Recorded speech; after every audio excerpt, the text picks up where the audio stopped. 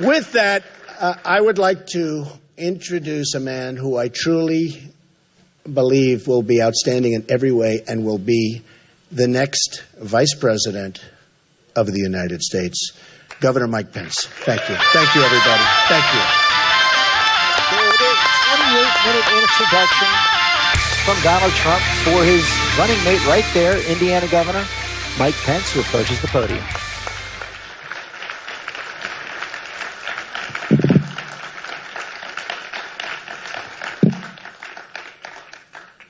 On behalf of my family here and looking on, would you join me in thanking Donald Trump, Melania, and his entire family for the sacrifices that they are making to make America great again?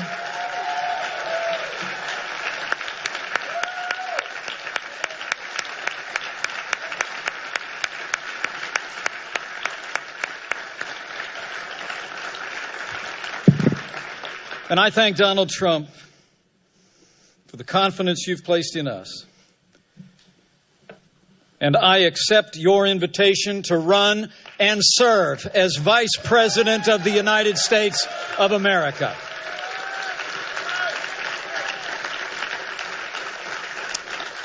You know, I come to this moment deeply humbled, but with a grateful heart. Grateful to God for His amazing grace. Grateful to my wonderful wife, Karen, and our three incredible kids, Michael, Charlotte, and Audrey. And grateful to this builder, this fighter, this patriotic American who has set aside a legendary career in business to build a stronger America, Donald J. Trump. And let me say, having had the privilege to spend time with this man and his family out of the limelight, I know what all of America will soon know even better. These are good people.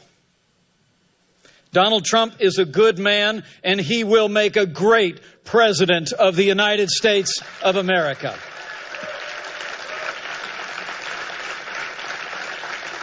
Donald Trump understands the frustrations and the hopes of the American people like no leader since Ronald Reagan.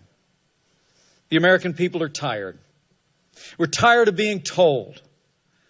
We're tired of being told that this is as good as it gets.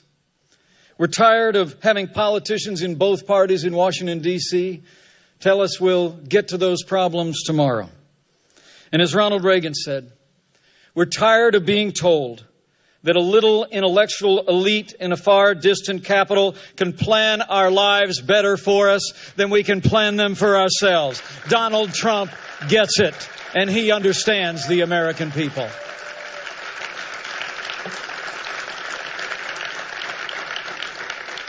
I truly am deeply humbled to be at his side today.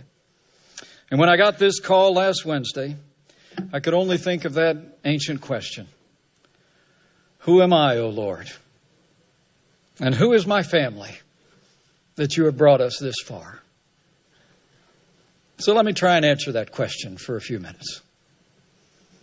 Now, people who know me well know I'm a pretty basic guy. I'm a Christian, a conservative, and a Republican in that order.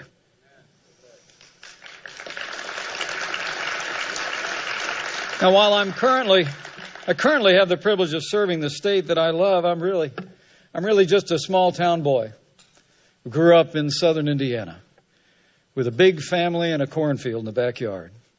Like Donald Trump, my grandfather immigrated to this country. And in many ways, I grew up with a front row seat to the American dream. I watched my mom and dad build everything that matters: a family, a business, and a good name. The heroes of my youth were John F. Kennedy and the Reverend Dr. Martin Luther King, Jr. I actually started in politics in the other party. But when I came of age, I was inspired by the ideals and the eloquence of our 40th president, and I became a Republican. The most important thing in my life was that 31 years ago, I married the girl of my dreams, Karen Pence, who will make a great second lady of the United States of America.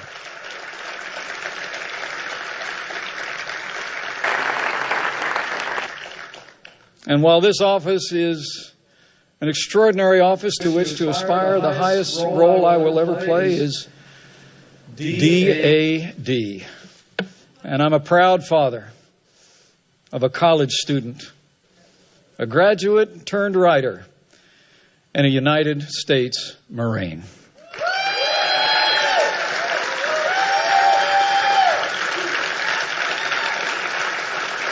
You know, my career, I ran for Congress before the Republican Revolution, led by Newt Gingrich in 1994. I wasn't successful. By the time I got elected to Washington, D.C., sometimes I felt like I was elected after it was over. From almost my first day in Congress, I found myself battling the big spenders in both political parties. Whether opposing No Child Left Behind, the prescription entitlement, or the Wall Street bailout, I fought every single day for taxpayers and fiscal responsibility when I was a member of the Congress of the United States. And after the Republicans lost the Congress in 2006, I was actually unanimously elected to serve in leadership. And we fought back against the Nancy Pelosi Congress. We opposed Obamacare. We opposed their tax increases. We opposed their cap and trade. And I was part of the team that won the Congress back from Democrat control in 2010.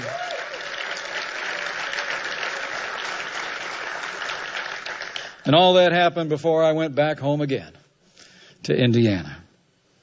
But I want to say I answered this call for two reasons.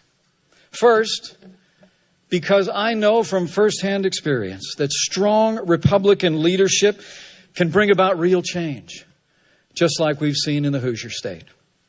And secondly, because Hillary Clinton must never become President of the United States of America.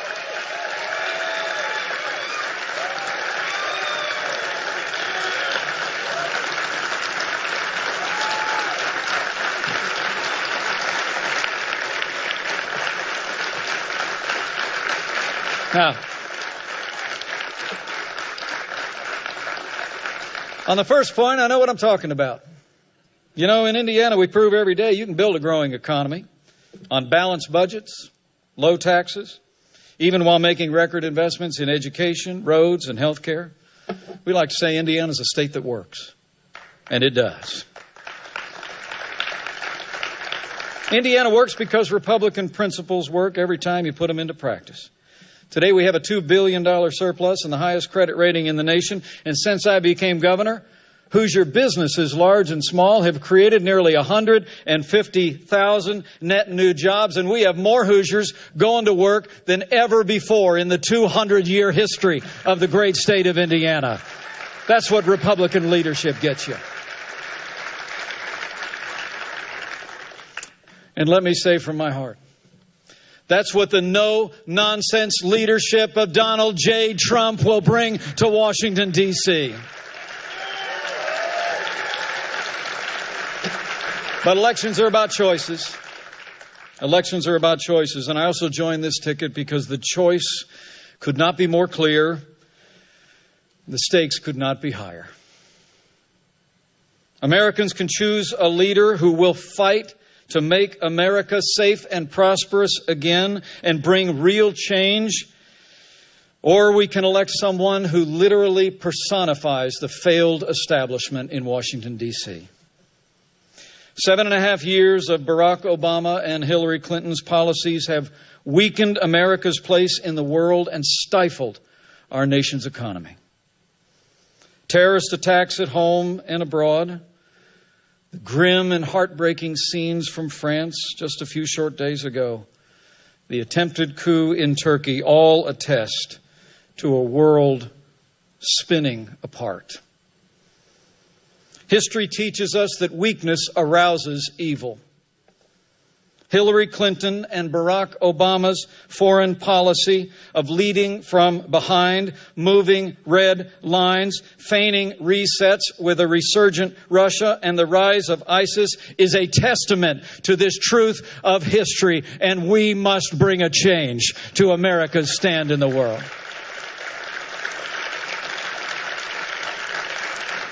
We cannot have 4 more years apologizing to our enemies and abandoning our friends.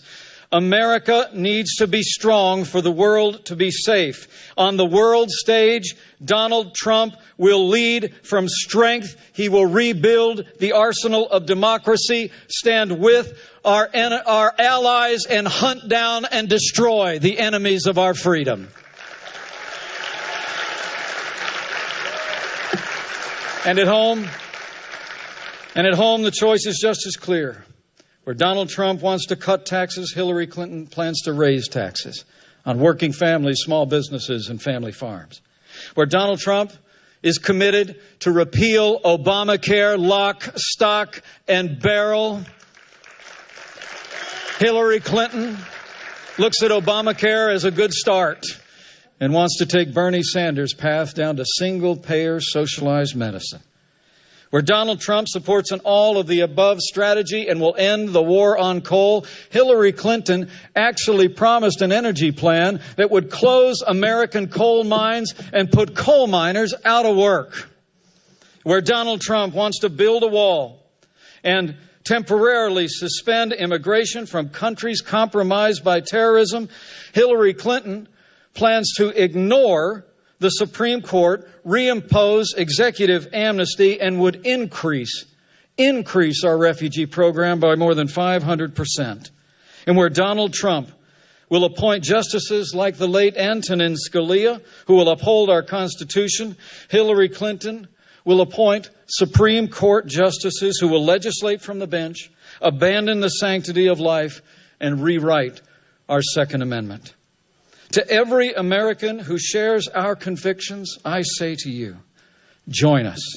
For the sake of our security, for the sake of our prosperity, for the sake of a Supreme Court that will never turn its back on our God-given liberties, let's come together as a party and a people and a movement to make America great again. And that day begins when Donald Trump becomes the 45th President of the United States of America. Thank you for the honor. Thank you for your support. And God bless the United States of America. There you have it. Indiana Governor Mike Pence alone on that stage, the New York Hilton, after being introduced.